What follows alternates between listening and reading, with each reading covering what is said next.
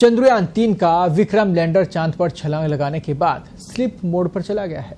इसरो ने बताया कि अब 22 सितंबर के आसपास एक्टिव होने की उम्मीद है।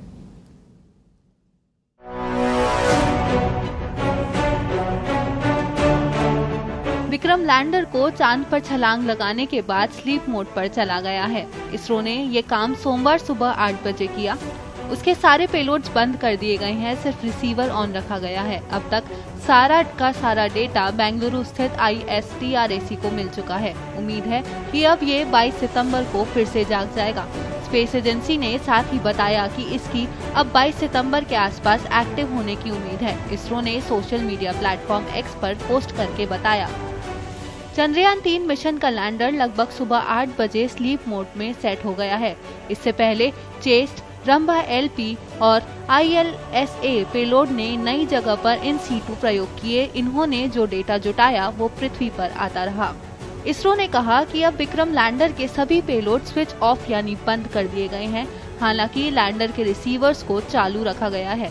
एजेंसी ने कहा कि एक बार सौर ऊर्जा खपा देने और बैटरी के खत्म हो जाने के बाद विक्रम लैंडर प्रज्ञान के पास ही रहेगा। इससे पहले शनिवार को अंतरिक्ष एजेंसी ने बताया कि रोवर ने अपना काम पूरा कर लिया है और इसे अब सुरक्षित रूप से पार्क किया गया है और स्लीप मोड में सेट किया गया है।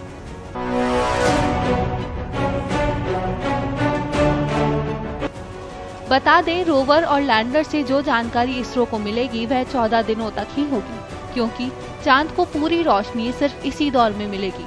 लैंडर और रोवर इन दिनों में पूरी सक्रियता के साथ इसरो को सूचनाएं भेजेगा। दरअसल 14 दिनों के बाद चांद पर रात हो जाएगी। यह रात कोई एक दिन के लिए नहीं बल्कि पूरे 14 दिनों तक के लिए होगी। रात होते ही यहाँ बहुत अधिक ठंड होगी।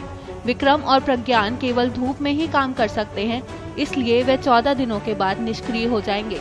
हालांकि इसरो वैज्ञानिकों ने चंद्रमा पर फिर से सूरज उगने और विक्रम और प्रज्ञान के काम करने की संभावना से इनकार नहीं किया है।